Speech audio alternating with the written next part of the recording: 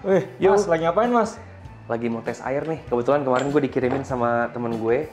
Jadi ini isinya adalah mineral untuk kita ngeracik air. Kan kalau di kopi, kalau kita mau dapetin flavors yang optimal, itu kita harus adjust mineral. Nah kebetulan banget kan, bikin konten kali ya? Jadi tuh ini serum. Isinya kayak serum sih. Ini sebenarnya kemarin udah sempat dicoba-coba sedikit lah sebenarnya ya.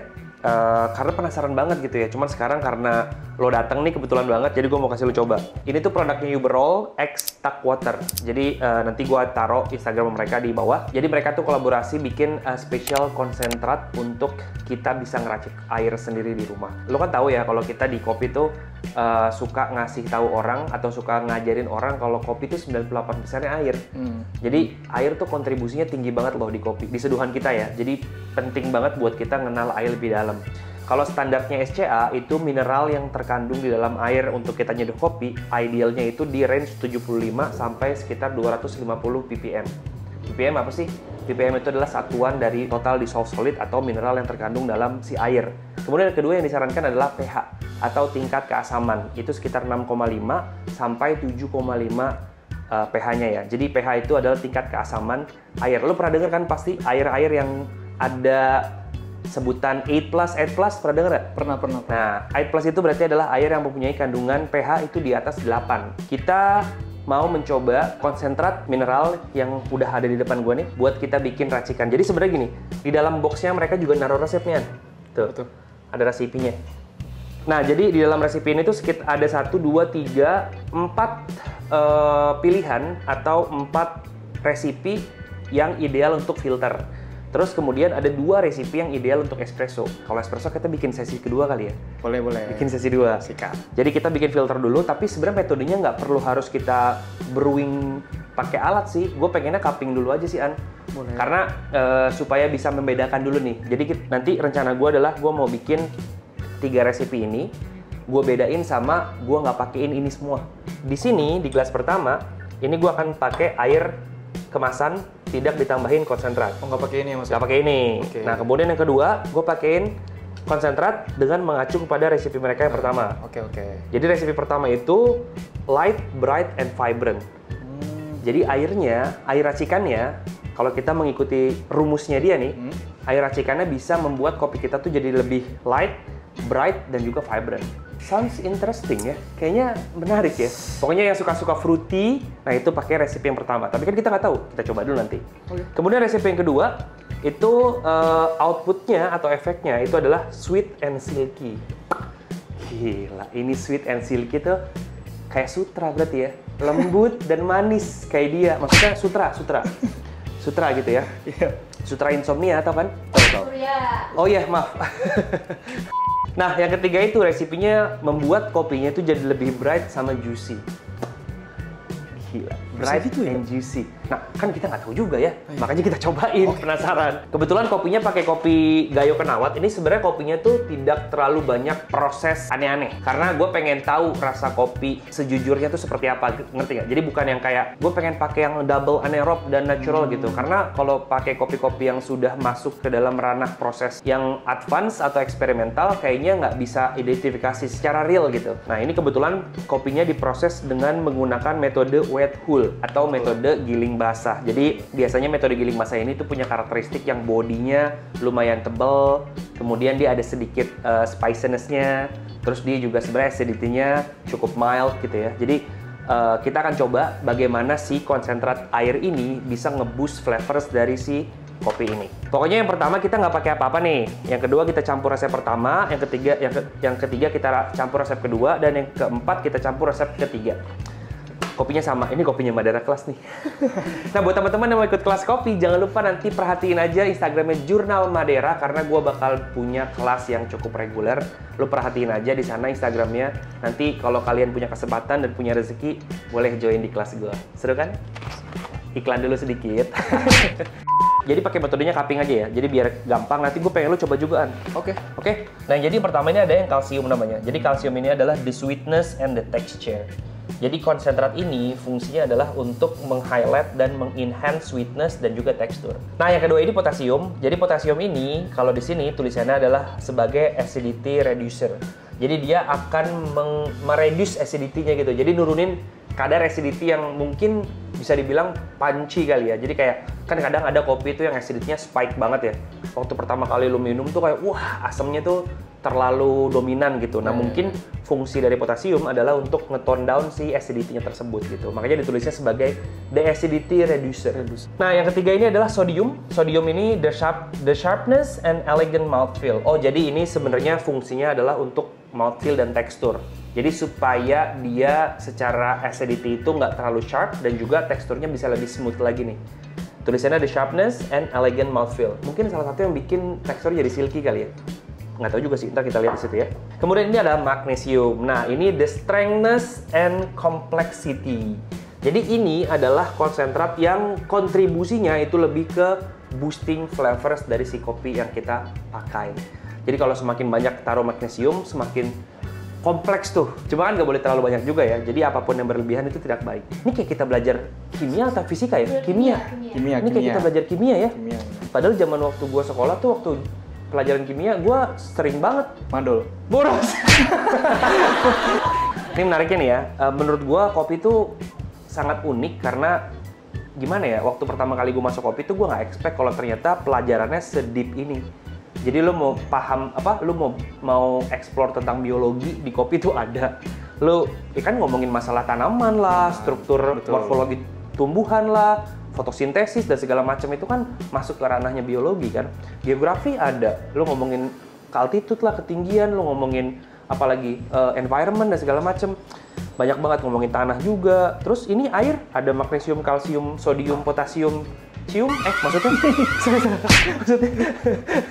Merah ya? Ada umumnya semua soalnya gitu kan belakangnya kan.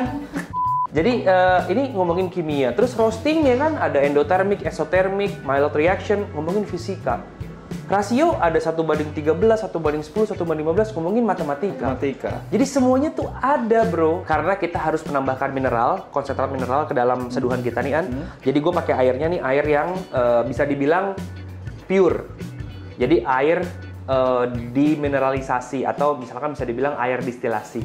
Pilihannya bisa pakai Cleo atau bisa pakai Amidis. Jadi dua jenis air tersebut itu secara mineral dia paling rendah dibanding air mineral-mineral yang lain gitu ya. Jadi tadi sih gua cek ini sekitar 15 sampai 18 ppm-nya gitu ya. Dan ditulisnya kan di sini kan purified drinking water.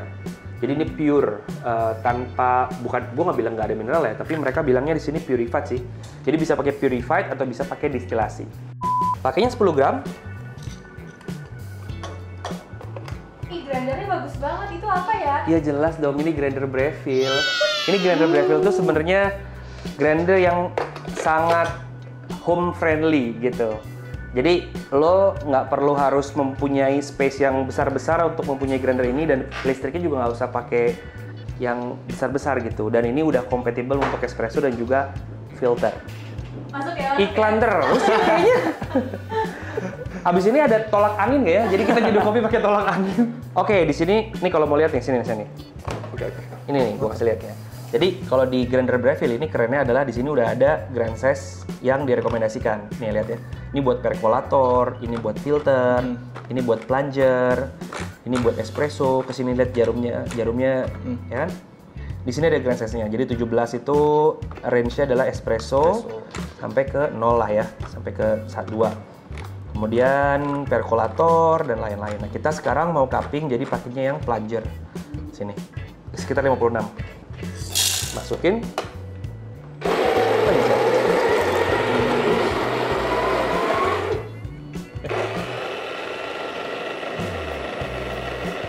Cepet kan tuh, lihat tuh.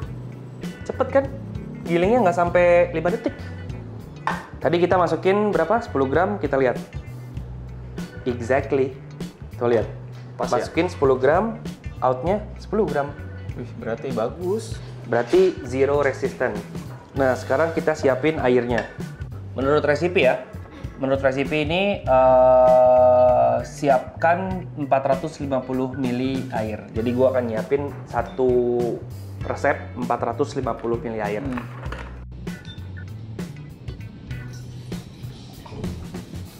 Oke, resep pertama untuk light, bright, and vibrant. masukin 3 drops kalsium dan 3 drops potasium. Oke.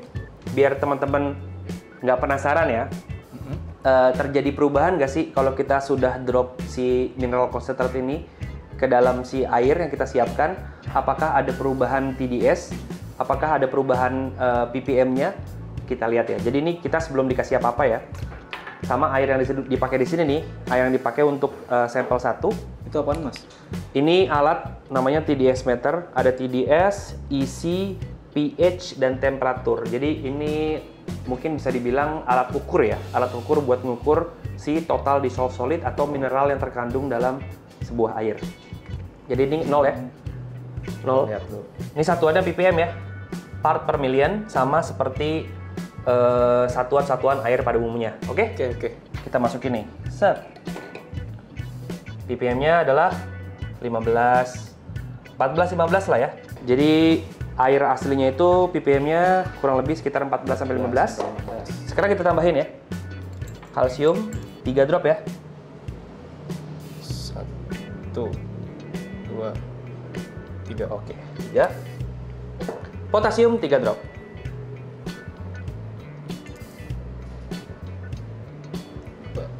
Oke.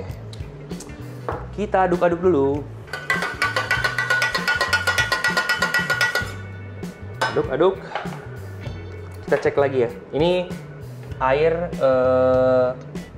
resipi pertama. Jadi ini sampel 2 tapi menggunakan resipi air yang pertama. Oke. Naik ya. Berubah ya. Jadi 100 plus. Ya, 103, 100, naik lagi terus. Ya, segituan lah ya. Pokoknya jadi 100 plus lah ya. 100 kecil. Nah, ini resep kedua. Itu untuk sweet and silky. Dia ada tambahan magnesiumnya 2 drops. Kalsiumnya 3 drops. Kemudian sodiumnya 3 drops. Dan potasiumnya 2 drops. Ini paling banyak nih. Paling banyak nih.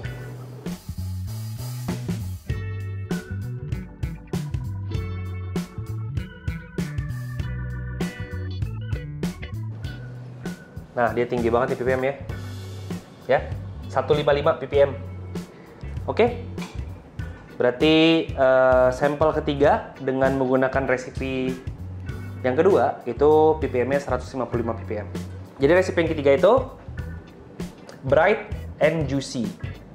Magnesiumnya 2 drops, kalsiumnya 2 drops, sodiumnya 1 drop, potasiumnya 1 drop.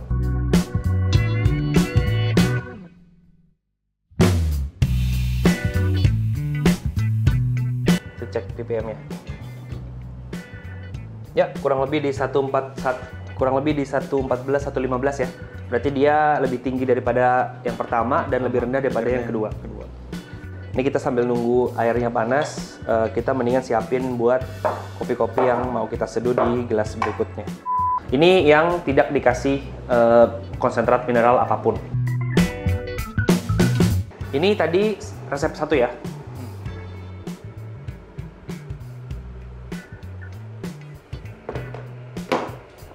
Ini resep 2. Ini yang terakhir ya? Iya. A few minutes later. Oke, ini semua sudah diseduh dengan metode cupping semua. Yang beda adalah resipi airnya. Nah, pokoknya kita cobain perbedaannya di antara semua kopi ini. Kopinya sama ya. Sini dulu nih.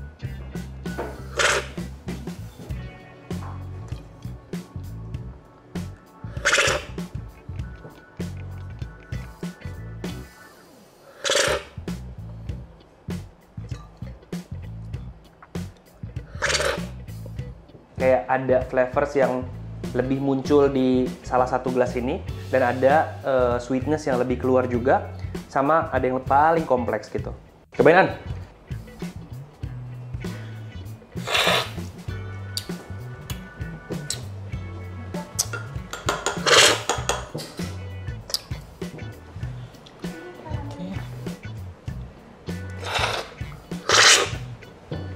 Beda ya? Beda kan? Beda. Baru yang satu itu. Lebih clean yang ini ya? Iya. Beda. Hmm. Kok bisa beda sih, Mas? Ya, karena tadi kan resep airnya yang kita masukin ke dalam seduhan ini beda-beda. Jadi yang satu fungsinya adalah untuk nge-highlight si brightness-nya, yang satu lebih berfungsi untuk nge-balancing flavors dan juga teksturnya. Pokoknya intinya dari yang pertama sampai yang terakhir itu kopinya sama, yang beda adalah sebenarnya jumlah mineral yang ada di dalam si air tersebut gitu. Jumlah mineral dan jenis mineralnya ya. Jadi jumlah dan jenisnya. Tadi kan kita masukin ada magnesium, ada kalsium, potasium, dan juga ada sodium. Ada beberapa yang secara tekstur tuh mirip. Misalkan contoh, yang ini sama ini tuh teksturnya mirip, tapi yang ini tuh lebih kayak lingering sweetness, yang ini tuh lebih kayak clean gitu ya, bersih. Nah yang ini sama ini itu kurang lebih bodinya atau teksturnya tuh sama gitu. Jadi agak sedikit light karena emang fungsinya yang ini buat light, bright sama vibrant kan. Jadi acidity-nya lebih vibrant. Ini sama ini acidity-nya lebih, sebenarnya dua-duanya tuh mungkin secara level sama, tapi ini lebih nyaman. Jadi yang ditambahin sama kalsium dan potasium tadi di awal, yang ini itu lebih nyaman acidity-nya. Jadi di yang original itu acidity-nya kayak gimana ya? Kayak cemplang. Tahu nggak sih cemplang?